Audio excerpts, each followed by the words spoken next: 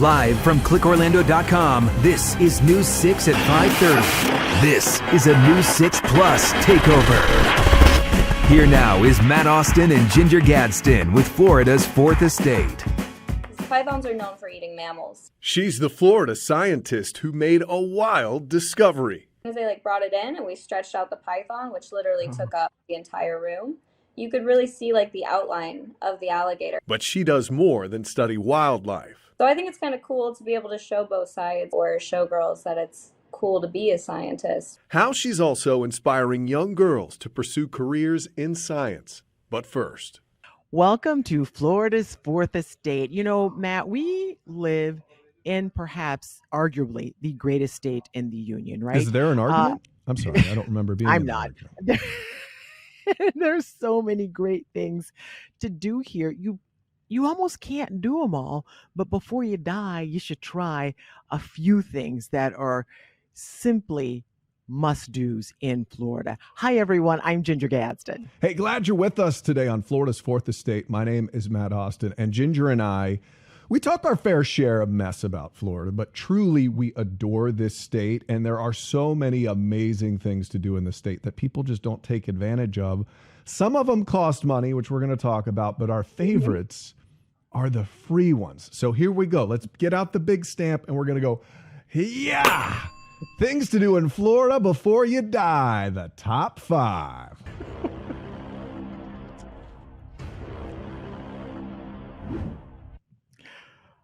Of course, Matt said some of them are free. We're going to start with the ones that are not. Theme parks. It was honestly just delightful when I originally moved here, or anytime I would visit Florida, because you have to come to a theme park. But people who are born here and raised here, sometimes they just don't take advantage of something that's right in their own backyard. And you just get to become a kid again. I love Disney. I know a lot of people can't afford it. They're raising prices once again, but look at that. They just celebrated 50 years, and you don't get to celebrate 50 years by people not coming. Right. It really is one of the most magical places, because you get there and you just kind of get lost and you forget that, oh, wow, there's a world outside of these gates. And don't we all need that every once in a while? I also love Universal, because there are free spots there. You can go to City Walk and just have a good lunch and just kind of meet up with some friends or whatever, and then go your separate ways. But honestly, if you don't go to a theme park here in Central Florida at least once in your life, you are really, really missing out. It's so worth whatever it's going to cost, and it's going to cost.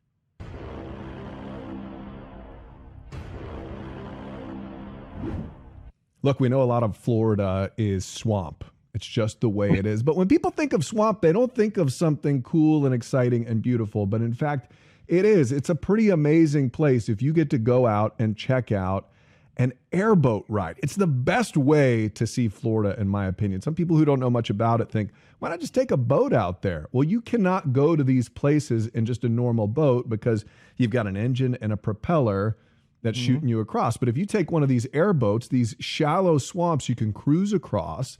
And I've been on one before where we went out and we found alligator eggs, and you could see the moms guarding the eggs. And you're seeing, sometimes if you time it right, you can see the little hatchlings. And there's just something super cool about getting out there on a Florida swamp in an airboat, which is just so loud and fast and fun. It really is. It deserved a spot on this list, Ginger. Yeah, I did my first one just a couple of months ago, and I did it because my 7-year-old nephew, Ari, was coming to town, and I'm like, what is something he would like to do? Turns out Auntie Gigi liked it even more than Ari. It was so much fun. And what people don't realize is you don't have to go to the Everglades, because honestly, you think of airboats and you think of Everglades automatically. We were in Central Florida. We were in Osceola County. We went to this place called Boggy Creek, and it was phenomenal. And the airboat captains, they give you the history, and we spotted some gators, we spotted eagles.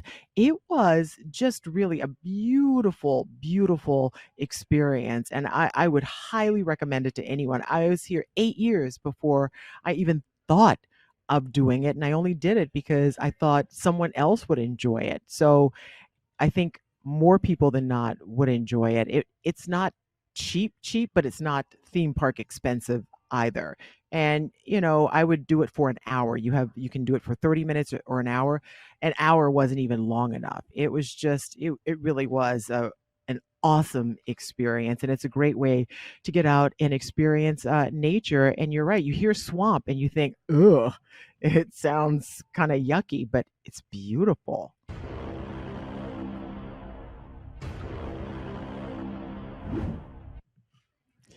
Allow me, if you will, to paint a picture. You're Please do, my you're lady. you're, you're walking on a Florida beach. The time, sunset. What are you gonna do? You're gonna stop and you're gonna watch the sunset. You don't even have to be at a Florida beach to enjoy the sunsets here. And I think it is arguably one of the most beautiful times of day because you made it. You completed that day. A lot of hard work probably went into it. And there's some satisfaction of seeing it just dip below the horizon. And you almost want to applaud. It's like, thank you. You warmed us up. You kept us all alive today. We'll see you tomorrow. It's and that is something free you can do on a clear Florida evening, even on your front porch, your back porch, at your pool, just anywhere. And it really just makes you take pause and appreciate that particular day. Sunsets, no two are alike. I don't care where you are, how long you've lived in Florida. Each one is unique and each one is beautiful. And I'm so thankful for all of them. And that's the free thing on our list.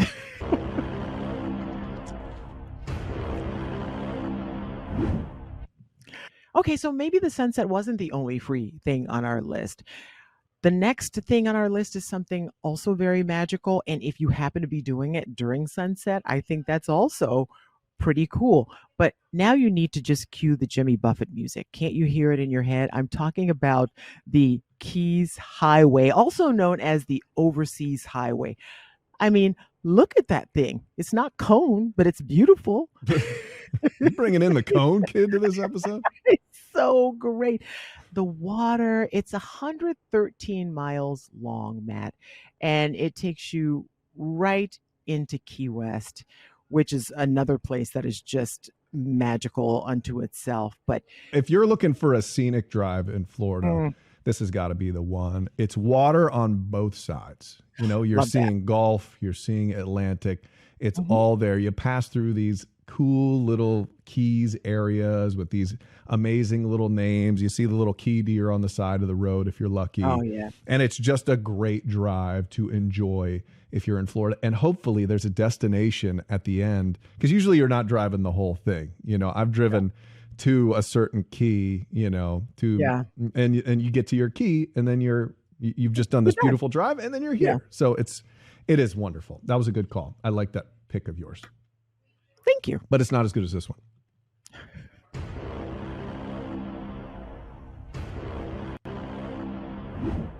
To make it to number one on the list of amazing things to do in Florida, you better be pretty awesome. Well, guess what? This one's awesome. This one is my personal favorite thing to do in Florida. It's not quite free, but it's really not expensive at all. So let me take you to a magical place called Blue Spring State Park, not Blue Springs. If you say Springs, people will yell at you. It's only one spring. Oh, but in the winter time, so don't go in the summer. You can go in the summer. It's fine. You can swim around and all that. But in the winter time, they shut down the spring to people. And the only ones allowed in are these creatures. It is amazingly clear. You can see to the bottom from these boardwalks that you walk from. And then there are manatees. If you go on a chilly day, oh, they're everywhere. They're shoulder to shoulder, all snuggled in like these giant teddy bears around what to them is warm water. Because in the wintertime, these rivers get a little chilly. And coming from this spring is 72-degree water all year round. So they come here and you really get an up-close look at these beautiful manatees. They're such cool creatures. If you've ever gotten to spend any time, they're playful. Again, you're not allowed to touch them in the state of Florida, but They're they will cute come up to you. in their They're- own way. Yeah. Kind of like I'm cute in my own way. You're pushing it, but okay. That's what my wife tells me. Anyway, so that is our top list of Florida's things to do before you die. I would imagine we probably missed a couple. If you've got an idea, if we missed something, let us know. Hit us up on social media, Florida's Fourth Estate. And make sure to stick around as we talk to the Florida woman who helped uncover a gator in the belly of a python about her wild discovery and how she's trying to get young girls interested in science. Hi there, and welcome to Florida's Fourth Estate. We love introducing you to interesting characters who maybe don't fit into the normal boxes that we associate people in. Like, say you have a scientist who studies alligators and sharks, who also models on the side. That's the kind of person we're introducing you to today. Yeah, she is so fascinating because when you meet her, you say, "Oh, you do this? Oh, but you're also that?" And it's like, oh my gosh, a total package. And we love it. And once you meet her, you will know why we wanted to speak with her and introduce her to the rest of you guys. Her name is Rosie Moore. And as Matt said, she is a scientist. She deals mostly with reptiles and sharks, but she's also, as you can see by the visual on your screen, very beautiful. So it makes sense that she's a model. Rosie, welcome to Florida's Fourth Estate. We're so happy you could join us. Yeah, thank you for having me, guys. So the way we found Rosie is because there was this story about a 5-foot alligator that was found just whole inside an 18-foot python. Her team was studying that. Yeah, it was inside there. And so our producer was looking up, oh, I'd love to talk to one of these scientists. And our producer looked up, found Rosie on Instagram, and she was like, there's no way she's one of these scientists. I think I have the wrong person. Does this cause confusion in your life, the marriage of these two gigs that you have? Yeah, I think especially when the python went viral, a lot of people were really surprised. That's probably the number one comment I saw in any video and stuff. They were more surprised that it was me that took the video compared to the predation event itself. So that was kind of shocking for me. Yeah, what I love about it, Rosie, is that I too did a deep dive into your social media because one, you click on your picture and it's like, oh my gosh, she's stunning. And won't be the last time I say that you're stunning. And then you start going more into it. And by the time you're done with it, which was for me about a half hour later, I'm like, I just learned so much about so many different things. Why is it so important that young girls, especially because we're talking about, you're in STEM, why isn't it important for young girls to see someone like you at the helm of something like this? Yeah, there's actually a lot of peer-reviewed studies that have shown like people don't associate feminine qualities with scientists at all. And even if you look at media, there's not really any scientists that are portrayed as models or the model-esque type or even just like feminine characters. So I think it's kind of cool to be able to show both sides and maybe like get other people's attention or show girls that it's cool to be a scientist because a lot of mainstream media is not doing that. Tell me a little bit about your background because you studied at FAU and you also have your master's. You also got that at FAU. How did you become interested in particular, reptiles and sharks? Yeah, so I've always been into sharks. That was my big thing. Like when I went into college, I was like, I want to finish school and I want to work with sharks. So that was my whole goal in even getting a degree. And that's why I specialized in what I specialized in, doing the spatial tech because it's used a lot in shark tagging and things like that. So I went into that, and then halfway through grad school, there was a position open at a wildlife lab that specialized in herpetology, so snakes and crocodiles and alligators. So I was like, well, that's another apex predator that interests me. I was like, that would be really into. So I ended up getting into that for a while and just doing the sharks on the side, and I really fell in love with the snakes as well and the crocs. Yeah, I'm fascinated by you because I have daughters who are interested in doing big things like you're doing. And they're also, I think, very beautiful. And I have noticed as I've raised them that people just sort of put them in this bucket. Like you are this thing and that's where you'll stay. And this is how we're going to pay attention to you. If you were to give advice to, say, like a 14 or 17-year-old girl, what would you say to them? I always encourage people to find a hobby or a niche. I don't think there's enough people that are like pursuing hobbies, especially the younger generations. And it's like there's so many cool things to get into. And I think finding something you're really passionate about and actually pursuing it and not really caring as much about aesthetics, which is so heavily pushed by society, but caring more about something you really truly love will take you so much further in life than caring more about the superficial things. So I'm fascinated because you also do free diving. What's the longest you can hold your breath? So my static is a 435, which is when you're not moving. That's like the pool training when you flip Hmm. upside down, just doing intervals, like working your breath hold up. And then my max depth is 140. You've held your breath for 4.5 minutes before? Yes, and it sounds crazy until you try it. Like when you train for it and like you actually do it, like I promise it's not as crazy as it sounds. We will take your word for it. We will not try it. We, Okay. we will die. How do you figure that out? Do you black out like in the process of trying to get past your max amount? Like, have you ever passed out? So I haven't blacked out, but you can black out, so you always do it with buddies. But it's a really interesting process where your body will like start having like these little convulsions, like they kind of start in your stomach. I usually say that's like the beginning of your breath hold. And then by the time you're at like 435, like when your whole body is like involuntarily like convulsing and you just have to like mentally convince yourself to stay like as long as possible. Because all the video of you free diving in these Florida caves, it's very beautiful, but all of that is going on at the same time. I would imagine that takes a lot of training and a lot of practice because it's so surreal and serene looking and you're calm, but your breath you want to exhale. You want to take a breath. Yeah, it's a lot just getting used to it. It's a lot mental strength because when you like first start wanting to breathe, you have so much longer that you can really go holding your breath, like longer than you feel. So it's more of like a mental game of getting yourself to realize that you can stay down a lot longer and convincing yourself not to go back up.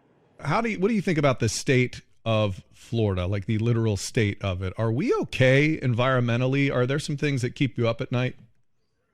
There are so many environmental concerns in Florida. We could sit here and go on all day about the different things going on. Like even specifically, with reptiles, we have more non-native reptiles now than we do native Oh, reptiles. wow. So just learning little things like that, you start to realize like how much ecological damage is actually going on around us. Yeah, and when you start seeing things, because the Burmese python, those are not indigenous to Florida, right? And so Right. when you do the necropsy on that and you pull out a 5-foot gator, when you first got your hands on that, could you tell what was going to happen? And then when you actually cut it open and it slides out almost fully intact, tell me a little bit about that day. Yeah, so somebody had actually sent in a picture to our lab, and they were basically like these field workers had come across this animal in the field, and they went ahead and euthanized it on site, which is what you're supposed to do. And they wanted to bring it in so that we could take some scientific samples, diet study things, stuff like that. So they brought it into our lab, and before they did that, though, they sent us a picture. So we're all sitting there and we're looking at it because pythons are known for eating mammals. So we were trying to decide if maybe it was some sort of mammal in there or what the python could have eaten. But as soon as they like brought it in and we stretched out the python, which literally took up the entire room, you could really see like the outline of the alligator actually. So as soon as we actually had it in our hands, we're like, oh, that's an alligator. You knew it. And that's an 18-foot python. You've probably seen even bigger than that, I would imagine, because they get huge down there, right? I haven't seen bigger. So 18 Oh. feet is about the max. Like you can get a little bit bigger than that, but not much. So I always say like the biggest one I've actually physically caught just by myself is like a 12-foot one. You caught a 12-foot python out by yourself in the Everglades? Yeah. Okay. Was this at night? Because All right. I know a lot of the hunting takes place at night. Yeah, a lot of herping, which is like the act of looking for reptiles and amphibians, takes place at night. So you're out in the Everglades by yourself at night, and you catch a 12-foot python. Well, I feel bad about myself now. Worse than I did before. I think we all do. Rosie, thank you so much for taking some time to talk to us. It was very enjoyable, and we wish you all the best. We're excited to see maybe a Netflix series or Amazon, Something. but you got to stay out of local TV, all right? We don't want the competition. Deal? All right. Thank you guys. I appreciate it. Thank you, Rosie. This is a lot of fun. And thank you for watching Florida's Fourth Estate. You can download it from wherever you listen to podcasts or watch anytime on News 6 Plus.